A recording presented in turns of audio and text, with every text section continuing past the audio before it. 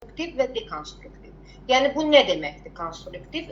Biz şagirdlərə konstruktiv rəy verməliyik. Yəni gələcəyə yönəlik olmalıdır. İlk öncə biz şagirdin müsbətini deməliyik. Ki, yəni burada müsbət nədir? Sonra onu, yəni müsbətlə başlamalıyıq. Sonra onun çatışmayan cəhətini deməliyik. Ondan sonra biz ona istiqamət verməliyik. Bu konstruktiv rəydir. Dekonstruktiv rəydə isə biz birbaşa, məsələn, şagird tapşırığı düzgün eləməyibdir. Məsələn, gətirib biz ona deyirik ki, bu nədir, düz eləməmsən, get təzdən eləcək. Məsələn, biz burada buna nə dedik ki? Elə dedik ki, düz eləməmsən də, yəni yol göstərmədik. Yəni şagirdi bəli, tamam elə bil ki, onu motivasiyadan salırıq da. Amma biz əslində deməliyik ki, məsəl üçün, bax, burada bunları tutalım, məsələn, biologiyadan verirəm bir rəsm çəkməyə. Elə deyəcəkdim ki, müəllimə, bir dənə konstruktiv rəy, keçən dəfə demişdim ki, hərə birini hazırlasın. Məsələn, burada quruluşunu bəli, keçmişəm, tutalım ki, o uşaqlara onun rəsmini vermişəm çəkməyə.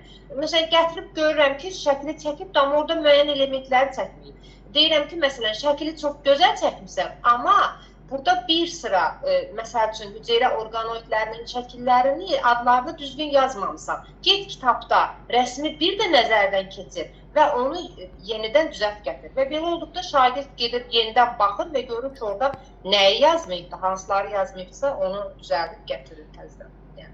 Doğru, qəşəng müəllimə. Müəllimə, qiymətləndirmənin hansı istiqamətləri var? Qiymətləndirməmizin deməli istiqamətləri bunlardır. Deməli, beynəlxalq qiymətləndirmə, milli qiymətləndirmə, yekun qiymətləndirmə, bir də bizim istifadə etdiyimiz məktəb daxili qiymətləndirmə. Beynəlxalq qiymətləndirmə, yəni bu PISA-dır, sonra TIMS'dir, TILIS'dir, hə. Bəli, bunlar da bütün deməli dünya üzrədir. Ondan sonra milli qiymətləndirməmiz bizim hər il 4-cü, 6-cı siniflərimizdə olan monitorinqlərimizdir.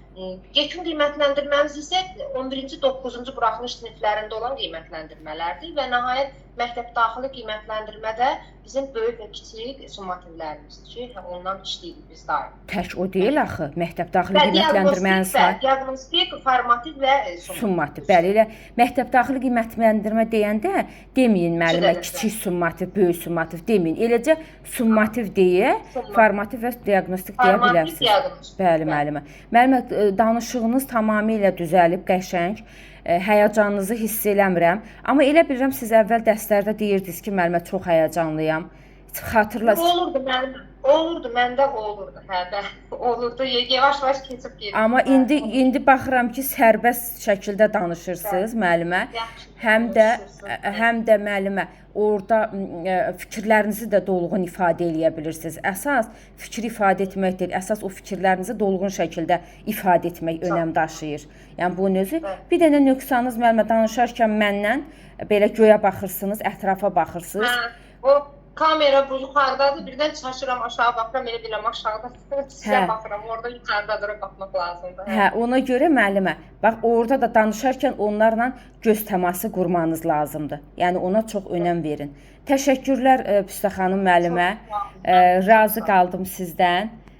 Minnətdaram. Çox sağ olun.